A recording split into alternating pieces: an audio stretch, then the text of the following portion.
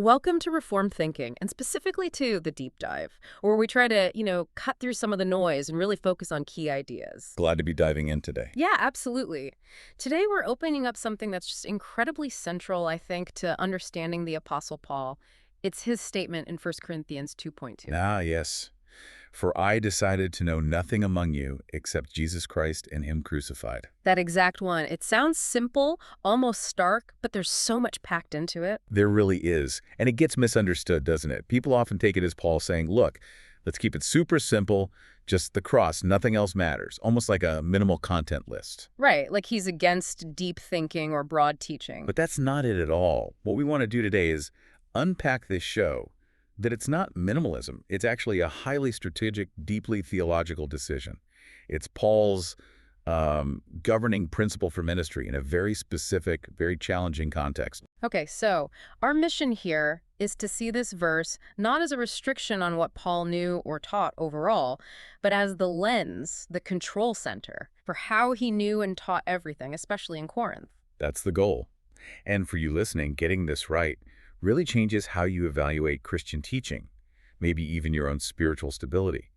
It shows the cross isn't just, an event back then. It's the organizing reality. Yes, it's the controlling center, the criterion, the very character of authentic Christian knowledge and life.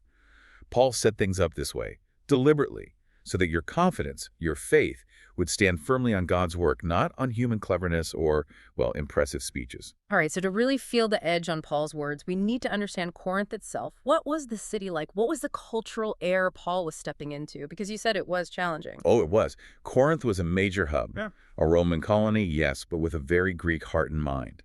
Geographically, it was crucial, controlling trade routes. So the economically vibrant, busy, lots of different cultures mixing. Great dynamic. Dynamic, but also intensely competitive. Yeah. Status, honor, these were huge drivers in Corinthian society. It was all about climbing the social ladder, being seen, being recognized. And how did you climb that ladder? How did you get that recognition? Was it wealth? Military background? Those helped? Sure.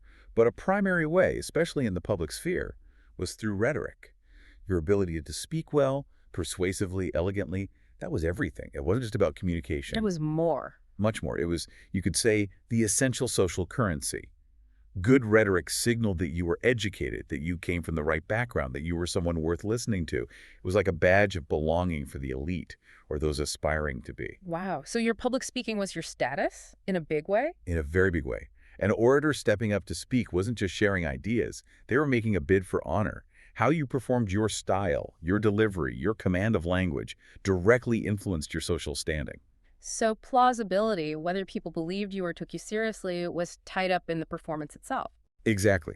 Plausibility was packaged as performance.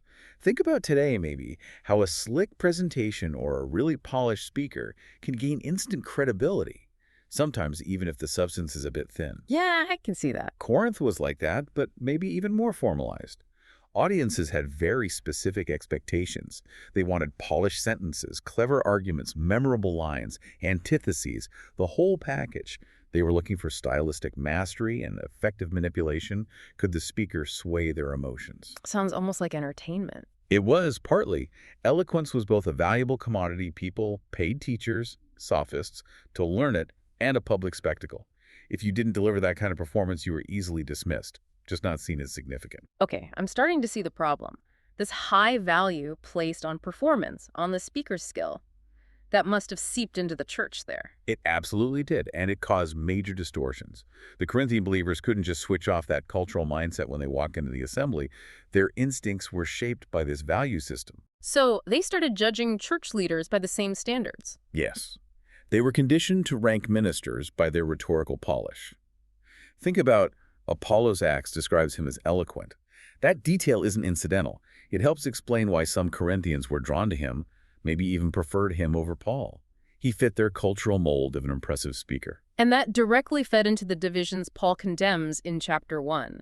I follow Paul, I follow Apollos, I follow Cephas. Precisely.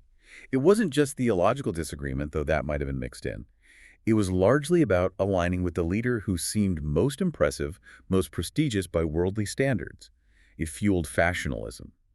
They basically created a churchly version of civic patronage. You gain status by backing the winning public figure. And Paul saw this as undermining the core message. He saw it as catastrophic, because this focus exposed the congregation's deep appetite for confidence in the fleshly allure of speech. They were finding their security in the speaker's human ability.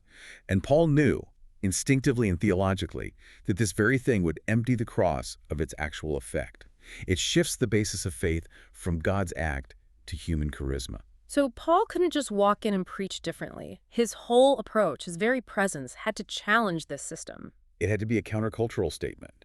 His arrival was, in effect, an embodied protest. He didn't show up like a traveling philosopher or a celebrity rhetorician aiming to win applause. He came as an apostle. As an apostle preaching the one message that Corinth, with its love of status and strength, least wanted to hear: a Messiah who was crucified.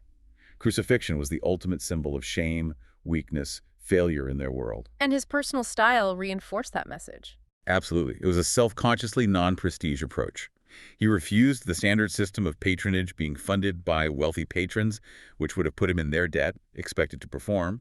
Instead, he did bivocational labor. Worked with his hands, tent making, which was seen as low class. Very much so.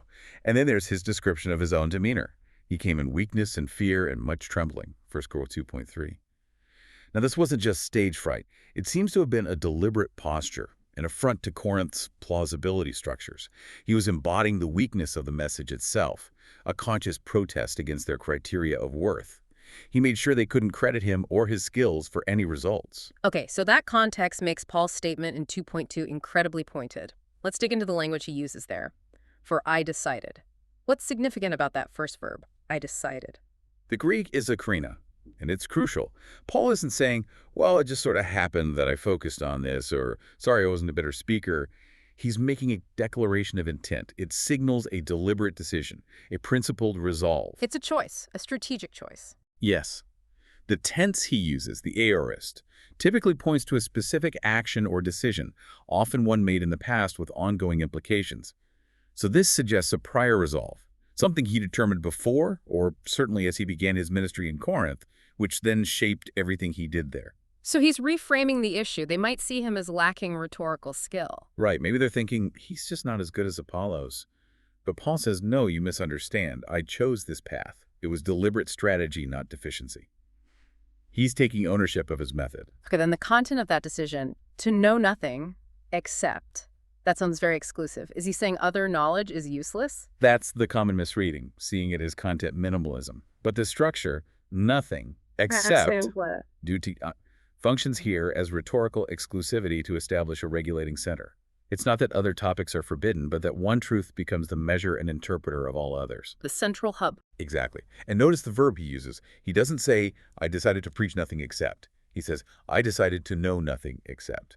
The verb is eidenai, from oida, which is about knowing, understanding, recognizing. Why know instead of preach or teach? What does that add? It broadens the scope significantly. This isn't just about sermon topics. It's about his entire epistemic allegiance. It's the fundamental principle shaping his understanding, his evaluation, his priorities, his conduct, everything.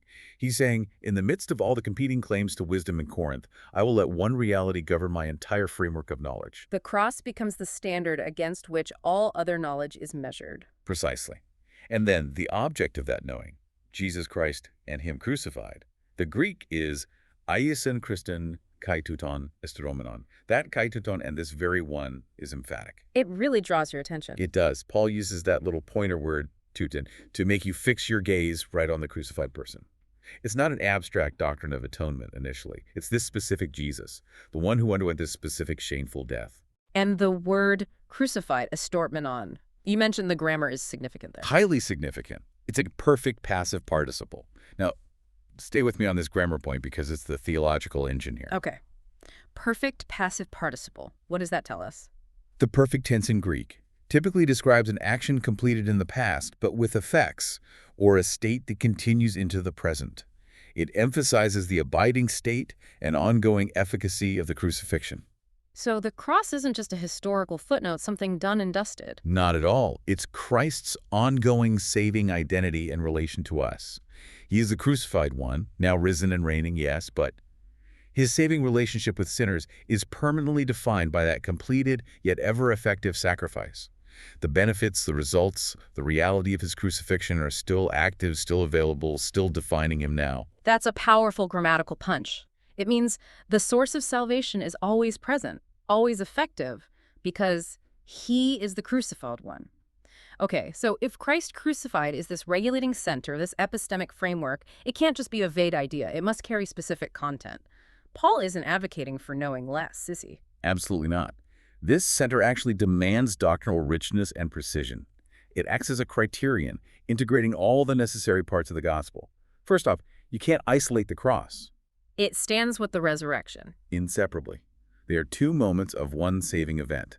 The resurrection is the divine validation of the cross. It's the harvest that guarantees the cross achieved its purpose. Paul's own summary of the core gospel message, the kerygma, always includes Christ's death, burial, and resurrection, all happening according to the scriptures. So the regulating center isn't just cross, but cross and resurrection. Functionally, yes. The crucified one implies the resurrected one whose crucifixion remains the basis of his saving work. And this center demands very specific truths about why he died. This is where we get into the mechanics of atonement. We have to. Christ crucified carries definite doctrinal content. It's not just a symbol of love or resistance. It inherently involves penal substitution. The understanding that Christ took the penalty, the curse, that we deserved for our sin, acting in our place. He bore God's judgment against sin for us. Yes. It also includes propitiation, the turning away of God's righteous wrath against sin, because the demands of his justice were fully satisfied by Christ's sacrifice. And, flowing from this, imputed righteousness. His perfect record credited to us, our sinful record accounted to him. 2 Corinthians 5.21 nails this. And Paul sees these doctrines as non-negotiable for the cross to have any effect. It seems so. Look back at 1 Corinthians 1.17. He worries about the cross being emptied of its power through wisdom of speech. Part of that emptying seems to be losing the specific meaning of the cross, trying to make it palatable by stripping away the substitutionary elements.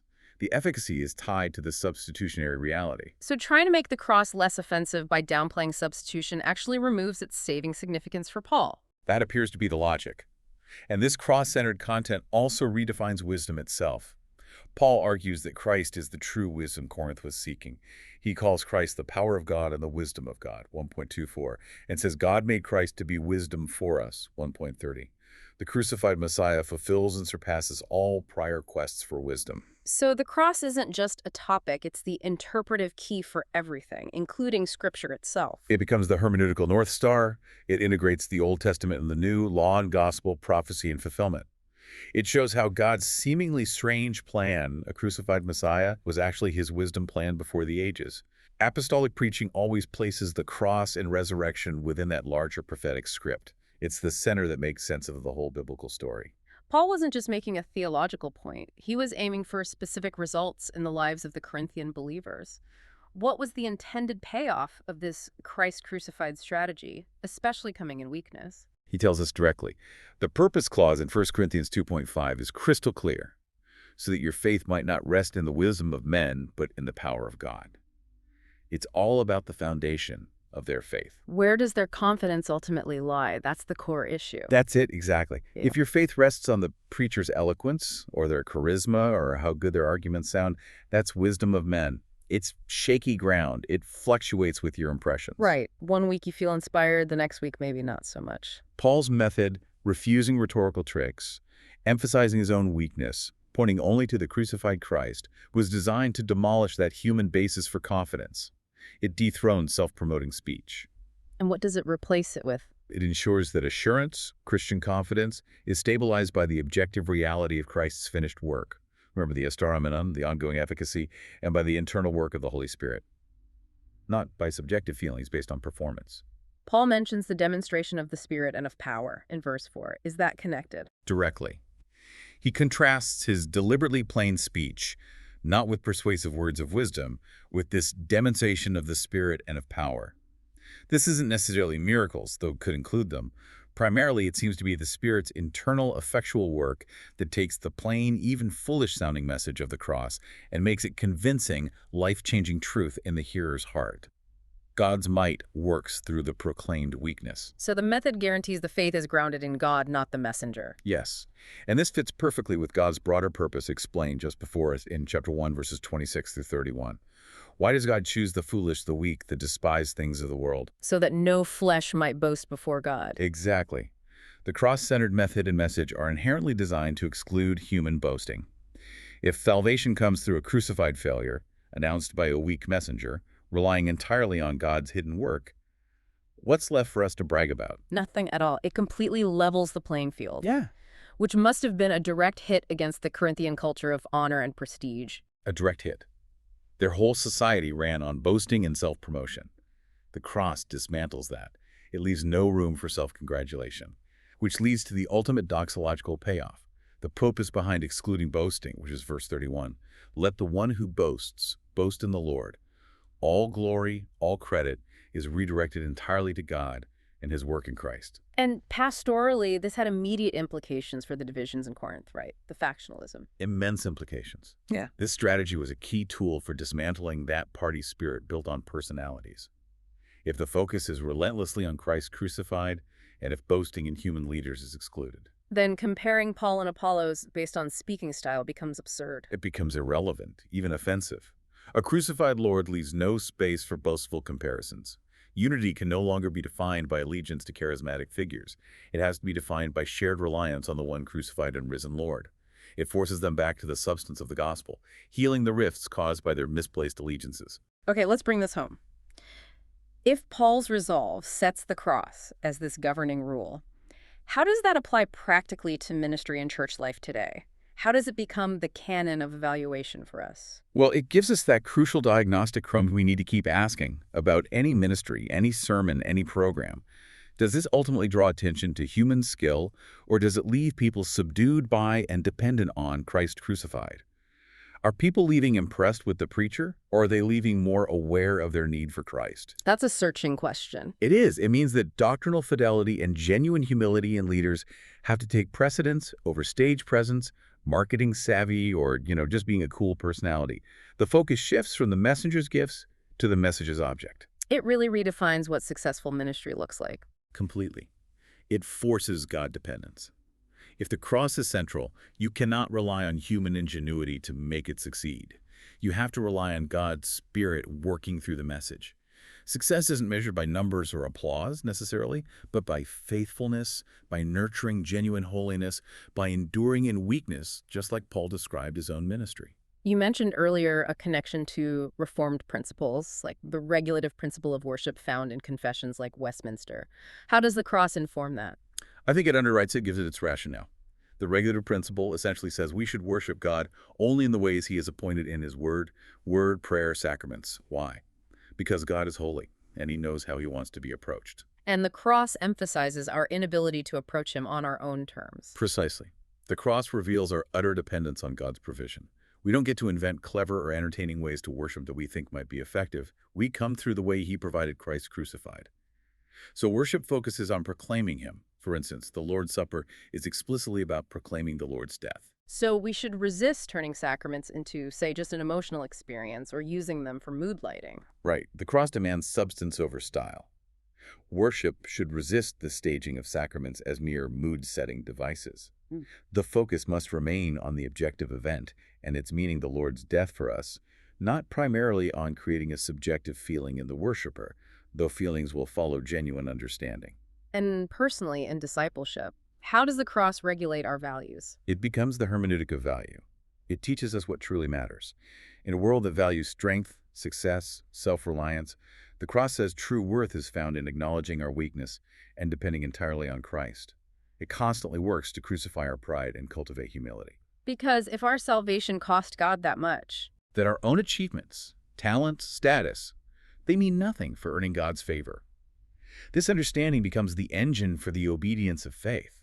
It motivates us to live differently, applying the specifics, applying penal substitution to our guilt, knowing it's paid for, applying reconciliation to our broken relationships, knowing Christ has bridged the ultimate divide. it fuels grateful living. Now, before we finish, are there ways this knowing nothing but Christ crucified idea can be misused? We should probably put up some guardrails. Definitely. It's easily twisted. First, it is absolutely not anti-intellectualism. Paul himself argues with great logical rigor throughout his letters. He uses his mind fully. What he rejects is sophistry, intellectual showing off designed to exalt the speaker. He doesn't reject disciplined thought used to clarify the truth of the gospel. So it's not an excuse for sloppy thinking or lazy study. Not at all. And second, it's not permission for gospel minimalism. Saying the cross is the center doesn't mean we only talk about the crucifixion moment. As we saw, it demands rich doctrines like substitution, propitiation, resurrection, imputation. These specifics are non-negotiable. It's a deep center, not a narrow one. And third, it's not a warrant for poor preparation. Just because Paul refused to rely on polished rhetoric doesn't mean he didn't work hard to be clear.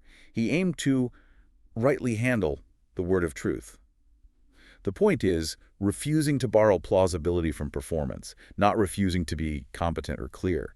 We should work hard to communicate the message plainly and accurately, precisely because its substance is so vital. Carelessness can obscure the very cross we claim to preach. #tag outro. This has been really helpful. It brings into focus just how strategic Paul's decision, his eckrina, truly was. It wasn't reactive. It was a deliberate choice grounded in the nature of the gospel itself, specifically the abiding efficacy of the cross, the esteramenon. That's right. It's the center that has to order everything else. If you get the center right, the rest falls into place. And the logic seems inescapable. If your goal is faith that rests on God's reality, not human showmanship, then only a ministry centered relentlessly on Christ crucified can achieve that. The coherence is there. The method Paul shows fits the message and produces the desired result, faith anchored in God. That makes the cross the controlling content, criterion, and character for everything in the Christian life. So as we wrap up, let's leave our listeners with something to think about. You mentioned the cross acts as a hermeneutic of value, demanding we crucify pride. Here's the provocative thought, reflecting on that Corinthian context. Where in your own life, maybe in your work, how you communicate online, your family interactions, whatever, where are you still tempted to seek plausibility packaged as performance? Where are you relying on how you look or sound rather than resting in the finished work of Christ? That's a searching question for all of us. It really is, something to take away and consider. Thanks so much for this deep dive today. My pleasure. It's a vital topic. Join us next time on Reformed Thinking for another deep dive.